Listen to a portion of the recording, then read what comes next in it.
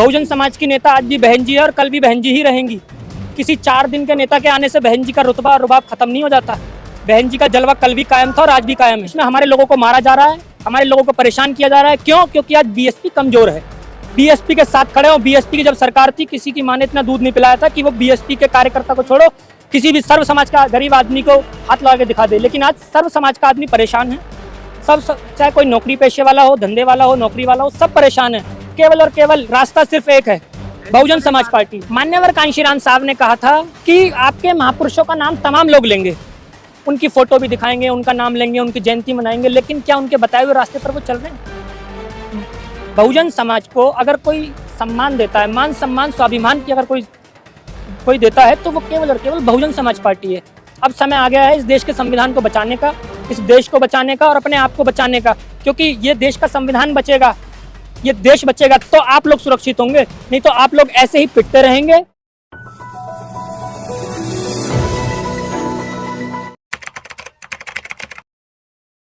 Bahujan Samaj party का जो voter है और सपोर्टर है वो आदरणीय बहन जी के इशारे से ही ट्रांसफर हो जाता है ना, लेकिन दूसरे लोगों का हमें वो ट्रांसफर ही नहीं हुआ है। तो इसलिए हम बहुजन समाज पार्टी का जो ग्राफ है हरियाणा में वो थोड़ा डाउन रहा। लेकिन ये पहली बार नहीं है, लोकसभा 2024 के चुनावों के नतीजे भी ऐसे ही देखने को मिले। बिल्कुल, लेकिन अब धीरे धीरे परिवर्तन होगा ना, धीरे धीरे परिवर्तन, समय लगेगा। देखिए, आप ये देखिए 1925 में आरएसएस बनी, ठीक, और आरएसएस जब 1925 में बनी तो उन्होंने कहा था कि आने वाले 100 साल बाद इस देश में हमारा राज होगा। उन्होंने अपना राजपाट के लिए 100 साल इंतजार किया ना, उन्होंने पेशेंस तो रखी है। बहुजन समाज दोबारा से हुक्मरान बनेगा, क्योंकि मान्यवर कांशीराम साहब और बाबा साहब डॉक्टर अम्बेडकर की भविष्यवाणी कभी गलत नहीं हो सकती। हम दोबारा से हुक्मरान बनेंगे इस देश के अंदर, लेकिन पेशेंस रखिए। कांशीराम इसलिए कांशीराम थे क्योंकि उन्होंने सड़कों पर आकर राजनीति, बिल्कुल राजनीति कर रही है सड़कों पर उतर। देखिए, बहन जी को वही लोग सड़कों पर लाने की बात करते हैं जो लोग खुद कुछ नहीं है। क्या हम जैसे जो कार्यकर्ता हैं उनके भाई मर गए हैं जो बहन जी को सड़कों पे आने की जरूरत है? आकाश आनंद सड़कों पर है ना, माननीय आकाश आनंद जी सड़कों पर हैं, हम सड़कों पर हैं, लाखों करोड़ों कार्यकर्ता सड़कों पर हैं। क्या बहन जी को भी सड़कों पे आने की जरूरत है? बहन जी सिर्फ हमें आदेश देती रहें और हम सड़कों पे काम कर रहे हैं ना, और ऐसे ही करते रहेंगे। जिस तरह राजनीति चलनी चाहिए देश में बीएसपी की, जी, उस तरह चल नहीं पा रही है। बहुजन समाज ने बीएसपी को नकार दिया पूरी तरह से। ये बहुत बड़ी गलतफहमी है आपकी कि बहुजन समाज ने बीएसपी को नकार दिया है। बहुजन समाज की नेता आज भी बहन जी है और कल भी बहन जी ही रहेंगी। किसी 4 दिन के नेता के आने से बहन जी का रुतबा और रुबाब खत्म नहीं हो जाता। बहन जी का जलवा कल भी कायम था और आज भी कायम है। 4 दिन का नेता किसे कह रहे हो? चंद्रशेखर का चल रहा है। देखिए, मैं तो किसी का नाम नहीं ले रहा, आपने खुद ही किसी का नाम ले दिया है ना। मैं किसी का नाम थोड़ी ले रहा हूँ, आपने खुद नाम ले दिया। लेकिन युवा चंद्रशेखर की ओर जा रहे हैं ना। युवा बीएसपी के साथ है आज भी और कल भी, और अब डायनेमिक लीडर हमारे बीच में आ चुके हैं, माननीय आकाश आनंद जी, युवा उनके साथ हैं। मैच्योर बताया जाता है। मैंने पहले भी ये बात बोली है कि आकाश आनंद जी मैच्योर हैं, समझदार व्यक्ति हैं, कैडर के निकले हुए व्यक्ति हैं, और वो आने वाले समय में बीएसपी को उस मुकाम पे लेके जाएंगे जहां पर आप देखते थे। माननीय आकाश आनंद जी को जिम्मेदारी मिले हुए अभी कितने दिन हुए हैं? अभी तो उन्होंने शुरुआत करी है ना। आप पेशेंस रखिए ना, पेशेंस रखिए। आपको दोबारा से इस देश में बहुजन समाज पार्टी नाम का जो भूचाल है वो दिखाई देगा। समाज कितना पेशेंस रखे?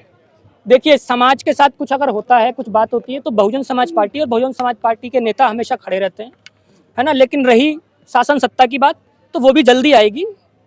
लेकिन बहुजन समाज जो है वो संविधान बचाने वालों की तरफ जा रहा है। बिल्कुल को अब वोट नहीं देता बहुजन समाज। देखिए, बिल्कुल सही बात बोली आपने। बहुजन समाज जो है वो संविधान बचाने वालों के साथ है, संविधान दिखाने वालों के साथ नहीं है। 2024 के अंदर बहुत सारे लोगों ने संविधान दिखा दिखा के वोट मांगा, लेकिन जब 1 अगस्त को सुप्रीम कोर्ट का फैसला आया आरक्षण के विरोध में, तो क्या उन लोगों ने कोई प्रतिक्रिया दी? नहीं दी। अगर कोई खड़ा हुआ तो आदरणीय बहन कुमारी मायावती जी खड़ी हुई, जैसा कि आज भी आदरणीय बहन जी ने बोला है ना, कि कुछ लोग आते हैं, संविधान का नाम लेते हैं, संविधान की बात करते हैं, संविधान को दिखाते हैं, लेकिन हमारा भला और हमारे सुख दुख में वही खड़ा हो सकता है जो हमारा नेता होता है। और बहन जी के उस फैसले से 2 कम्युनिटीज में आपस में लड़ाई हो गई आरक्षण को लेकर। ये सब फालतू की बातें हैं, ये सब फालतू की बातें हैं, किसी की कोई लड़ाई नहीं है। और बहन जी ने कहा ना कि भाई हम अपने बहुजन समाज के साथ है। बहुजन समाज मतलब एक वर्ग के साथ नहीं है, बहुजन समाज के साथ है, चाहे वो एससी हो, एसटी हो, ओबीसी हो, माइनॉरिटी हो, सर्व समाज के साथ है बहन जी। क्यों घटता जा रहा है जो ग्राफ है आपका बहुजन समाज पार्टी? देखिए, इसमें ना तो मैं गलती बहन जी की मानूंगा, है ना, और ना कार्यकर्ताओं की गलती मानूंगा। जो हमारे पदाधिकारी हैं वो सही प्रकार से बहन जी की बात कार्यकर्ता तक पहुंचा नहीं पा रहे हैं। क्योंकि मान्यवर कांशीराम साहब ने कहा था जैसे व्यक्ति मरता है वैसे विचार मर जाते हैं अगर उसको आगे ना बढ़ाया जाए। मान्यवर कांशीराम का साहब का जो कैडर था, जो वो बंद कमरे में लोगों को समझाने का काम करते थे, वो बंद हुए तो ग्राफ गिर गया। अब धीरे धीरे चालू हो रहा है, वही आपको बीएसपी दोबारा से उस मुकाम पे जल्दी दिखाई देगी। मान्यवर कांशीराम साहब का सपना था इस देश के लोगों को, गरीब दलित वंचित लोगों को हुक्मरान बनाना। तो वो मान्यवर कांशीराम साहब को आप सच्ची श्रद्धांजलि देने का काम कर रहे हैं। सच्ची श्रद्धांजलि जब भी होगी जब आप इस देश के हुक्मरान बनने की तरफ ध्यान देंगे, और हुक्मरान मतलब बहुजन समाज पार्टी को मजबूत करने का काम करेंगे। आज तमाम लोग ऐसा कह रहे थे कि कांशीराम साहब ने जो कल्पना की थी, आज बहुजन समाज पार्टी उस स्तर पर नहीं। बहुजन समाज, देखिए ये राजनीति है, उतार चढ़ाव लगे रहते हैं। कांशीराम साहब ने ये भी तो कहा है कि भाई हम एमपी एमएलए बने ना बने, विधायक सांसद बने ना बने, लेकिन सामाजिक परिवर्तन की गति रुकनी नहीं चाहिए। आज बीएसपी का आप भी नाम ले रहे हैं, मैं भी ले रहा हूँ, विरोधी भी ले रहे हैं, तो बीएसपी जिंदा है ना, और बीएसपी जब तक जिंदा रहेगी तब तक ये लाखों करोड़ों कार्यकर्ता रहेंगे। दिल्ली में कुछ बदलाव देखने को मिलेगा या वही? देखिए आज बहन जी की मीटिंग है, आज दिल्ली प्रदेश की बहन जी ने मीटिंग बुलाई है ना, बदलाव के लिए ही मीटिंग बुलाई है, बदलाव के लिए ही मीटिंग बुलाई है। देखिए हर बार क्या बोलते हैं वो मैं नहीं जानता, लेकिन इस बार बहन जी खुद दिल्ली देख रही हैं और आकाश आनंद जी खुद दिल्ली देख रहे हैं। विरोधियों की बात कर रहे थे अभी आप, अभी कुछ एक पार्टी है सपा जी, वो भी कांशीराम साहब की आज उसको कैसे कहेंगे? देखिए पॉलिटिकल सब नहीं कैसे?